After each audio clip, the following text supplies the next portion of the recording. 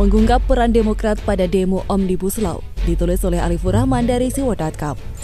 Erlangga Hartanto mengklaim sudah mengantongi provokator atau pihak yang mendanai demonstrasi penolakan UU Cipta Kerja. Sebetulnya pemerintah tahu siapa behind the demo itu.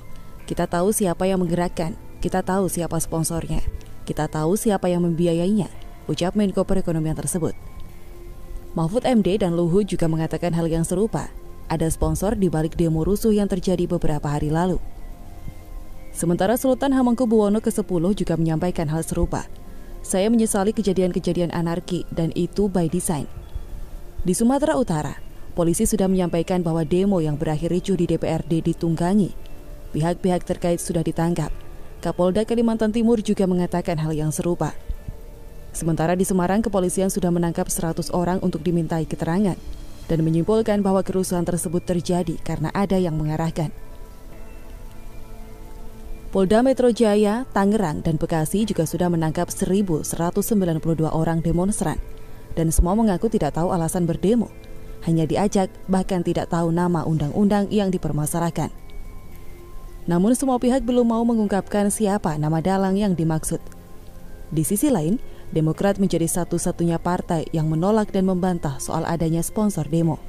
Soal demo saya rasa kurang elok kalau terburu-buru pihak penguasa menuduh bahwa ini ada dalangnya, sponsor dan sebagainya, kata politikus Partai Demokrat Didi Irwadi.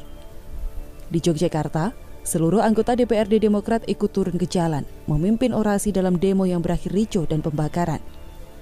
Secara terang-terangan Ketua Demokrat Jogja menyatakan menolak UU Cipta Kerja dalam orasinya. Belakangan kita akhirnya tahu bahwa ternyata ada instruksi khusus dari AHY agar semua kadernya di daerah bisa menerima peserta demo di DPRD-nya masing-masing. Demokrat sebagai partai politik mestinya paham bahwa perbedaan itu biasa. Undang-undang yang sudah disahkan tidak bisa ditarik atau dibatalkan. Demokrat pasti juga tahu bahwa Undang-Undang Cipta Kerja sudah melalui 64 kali rapat, membahas setiap pasal yang ada di dalamnya. Jadi kalau fraksi Demokrat bertanya kenapa ini terburu-buru disahkan, itu jelas masuk kategori provokasi, pura-pura tidak tahu panjang dan lamanya proses yang sudah dilalui. Kalaupun ada alasan fundamental yang dianggap harus diperbaiki demi kepentingan bangsa dan negara, konstitusi kita menjamin dan menyediakan jalannya, yakni uji materi di MK. Sekali lagi, Demokrat pasti tahu. Maka jelas menjadi pertanyaan besar kenapa AHY sebagai Ketua Umum Demokrat malah sibuk menginstruksikan DPRD untuk menerima demonstran. Bahkan di Jogja, seluruh DPRD turun ke jalan memimpin demo. Jika memang kalian menilai ada yang perlu diperbaiki dan buruh harus dilindungi, bukankah jalan terbaiknya adalah menyiapkan uji materi? Kenapa malah memilih politik jalanan, main drama di media seolah-olah menjadi partai paling peduli terhadap nasib rakyat? Demokrat sebagai salah satu partai politik yang dulu pernah menjadi partai pemenang pemilu, mestinya memberi teladan yang baik. Tempuh jalur MK. Tunjukkan kalau kalian adalah partai politik yang layak berada di Senayan. Kalau hanya bermain provokasi di media, bahkan ikut terlibat dalam demo-demo rusuh seperti yang terjadi di Jogja, itu artinya kalian tak lebih baik dari FPI, kami, atau 212 yang tak jelas kelaminnya. Yang hanya tahu demo, teriak, rusuh, tanpa mau melalui jalur hukum yang sudah disediakan. Pertanyaannya, apakah Demokrat hari ini sudah serendah itu? Tak heran kalau kemudian Ferdinand Hutahian mengundurkan diri dari Demokrat. Nampak jelas itu bukan sekedar perbedaan pendapat, tapi soal prinsip yang begitu mendasar. Terakhir, Demokrat tak perlu mengancam publik soal SBY yang akan ikut turun ke jalan jika terus disudutkan. Karena bagi kami, SBY hanyalah satu orang manusia dan bukan siapa-siapa hari ini. Tak punya kekuasaan, bahkan bukan ketum partai. Jadi kalaupun SBY mau turun ke jalan, itu tak akan mengubah apa-apa. Bahkan terlihat jadi setara dengan perusuh yang tak tahu maksud dan tujuan berdemo. Demokrat juga perlu ingat bahwa suara Demokrat sangat kecil dibanding partai-partai lain. Tak perlu sok besar. Sekali lagi, Demokrat adalah partai kecil dan suaranya tidak signifikan. Jos, Jokowi tak perlu berkoar, Demokrat panik jadi ambyar. Ditulis oleh Nina Nur dari Siwo.com. Coba kalau semua politisi seperti Presiden Jokowi ya, kalem, santuy, mengajak semuanya hidup sehat, mengajarkan kesopanan, mengendorse kemandirian, suka belusukan menyapa rakyat, dan menjaga duit rakyat tanpa gembar-gebor bilang katakan tidak pada korupsi. Rakyat suka kok didatangi presidennya. Dimanapun ada Jokowi, rakyat mengeluh-elukan. ngejar-ngejar buat foto selfie. Keluarganya pun tidak ada kesan sombong. Semuanya sederhana dan ramah. Tidak ada bedanya dengan orang kebanyakan.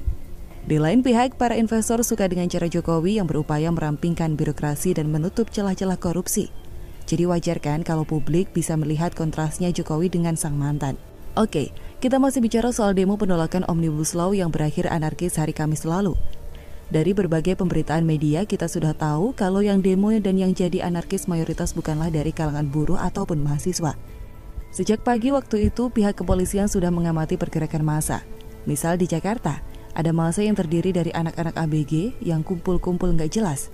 Sesudah ditangkap dan ditanyai oleh aparat, ternyata mereka dari luar Jakarta yang datang khusus untuk berdemo. Mereka mengaku diberi uang makan dan sarana transportasi. Di daerah lain, bahkan pihak mahasiswa menegaskan ada yang menunggangi aksinya. Beberapa serikat buruh yang sepakat tidak ikut aksi mogok nasional pun mengakui adanya kecurigaan mereka atas kepentingan lain yang menunggangi aksi mereka. Bahkan Ridwan Kamil pun menegaskan di media bahwa 100% pendemo yang ditahan polisi bukan dari kalangan buruh. Itu adalah fakta ya, diberitakan di mana-mana. Membenarkan dugaan bahwa demo anarkis itu memang ada yang mendalangi. Seperti yang sudah disampaikan oleh Menko Perekonomian Erlangga Hartarto, bahwa pemerintah meyakini ada tokoh yang menggerakkan dan membiayai aksi massa itu. Dan pemerintah tahu siapa di belakang demo itu. Siapa penggeraknya, siapa sponsornya, siapa yang membiayainya. Erlangga juga mengungkapkan bahwa demo sudah dimobilisasi sebelum undang-undangnya diketok dengan jadwal yang sudah ditentukan. Semacam ada grand design. Jadi wajar jika kemudian publik turut menduga ada keterkaitan antara drama walkout-nya fraksi Demokrat dalam sidang paripurna DPR RI ketika mengesahkan UU Cipta Kerja. Publik bukan robot. Publik ini masyarakat yang punya otak dan menderita banyak kerugian dengan adanya aksi demo anarkis. Siapa yang gak kesel sama adanya demo? Lalu lintas macet, sarana transportasi publik terhalang. Belum lagi resiko yang membahayakan diri dan properti milik warga masyarakat. Di lain sisi, para netizen juga tidak diam saja melihat apa yang terjadi saat demo. Ada kader Demokrat yang turut berorasi di depan massa demo. Ada video yang memperlihatkan kader Demokrat di DPR menyetujui RUU Cipta Kerja. Ada foto mobil ambulans Demokrat yang diduga isinya adalah para peserta demo anarkis. Ada foto mobil ambulans Demokrat yang diduga isinya adalah para peserta demo anarkis, anak-anak ABG yang gak jelas. Bahkan sebelum demo, di Twitter beredar analisa yang mengarah pada keterlibatan Demokrat dalam demo yang dibuat oleh akun @dikembokfc. Hingga akhirnya lahir tagar #CikeasBandarDemo yang sempat viral. Intinya mata publik terbuka lebar, menyaksikan fakta di lapangan dan ikut menganalisanya. Semua mengerucut ke kesimpulan bersama bahwa memang demo itu ada yang mendalangi atau membiayai. Masa orang berpikir kritis dilarang? Seperti kata Anies, ini negara sudah merdeka kan? Nah, yang saya nggak paham adalah pada reaksi Partai Demokrat. Dia sendiri yang walk out, dia juga yang kemudian gembar-gembor minta maaf tidak bisa menjegal UU Cipta Kerja dan bilang no one is left behind, gitu kan? Lalu kadernya ada yang ikut berorasi di depan massa demo. Hingga ada yang bersuara keras mengultimatum Polri agar jangan sampai ada korban tewas di dalam aksi demo. Sampai di sini, sebenarnya semuanya masih dalam kewajaran dalam dunia politik. Tapi, entah memang sifatnya Demokrat yang baperan, dia malah ngegas lagi. Dan kejadian di tahun 2016 pun terulang lagi. Menjelang aksi 411 beredar dugaan di kalangan publik bahwa SBY berada di baliknya. Sampai lahir tagar SBY provokator. SBY sendiri yang pada tanggal 2 November menggelar konvers di Cikeas. Waktu itu dia antara lain menyayangkan adanya informasi intelijen yang menyebutkan bahwa demonstrasi pada 4 November digerakkan oleh orang tertentu atau partai tertentu, termasuk Partai Demokrat. SBY menyebut hal itu sebagai fitnah yang sangat keji. Justru konvers SBY inilah yang jadi pemicu makin kuatnya dugaan publik atas kaitan SBY dengan aksi 411. Dan sekarang terulang lagi. Pihak Demokrat terlihat meradang di depan publik. Kader Demokrat di DPR RI, Hinca Panjaitan, menyatakan bahwa tuduhan Menko Erlangga tidak pas dan tidak elok. Kami sama sekali tidak melakukan itu. Kami menjalankan tugas konstitusional kami di parlemen sejak awal sampai sidang paripurna menolak RUU Cipta Kerja, kata Hinca menegaskan. Kepala Bakomstra DPP PD Osi Darmawan menyatakan jika ada pihak yang melancarkan fitnah dan tuduhan tidak berdasar terhadap Partai Demokrat, maka mereka akan menempuh jalur hukum. Seakan Demokrat ini panik dengan adanya dugaan yang beredar di masyarakat. Kepanikan ini dipaparkan oleh politisi PKPI Teddy Gusnaidi secara telak dalam cuitannya. Pak Erlangga menyatakan ada yang membiayai demo. Pak Erlangga tidak mengatakan bahwa yang membiayai demo adalah SBY dan Demokrat. Kenapa @p Demokrat jadi panik dan gelisah? Tulis Teddy. Kalau nggak benar kenapa mesti meradang dan seperti orang panik? Ada pihak yang melancarkan fitnah dan video yang tidak memperlihatkan kader Partai Demokrat, maka mereka akan menempuh jalur hukum. Lalu, seakan klarifikasi juga kenapa di Yogyakarta yang beredar di masyarakat di depan masa demo. Kepanikan ini dipaparkan oleh politisi soal foto ambulans kalau sudah secara terlak dalam ceritanya. Gitu aja kok repot. Pak Erlangga menyatakan ada yang membiayai orang panik. Pak Erlangga tidak mengatakan bahwa yang membiayai demo adalah SBY dan Demokrat. Jadi, bagaimana menurut Anda? Demokrat jadi panik dan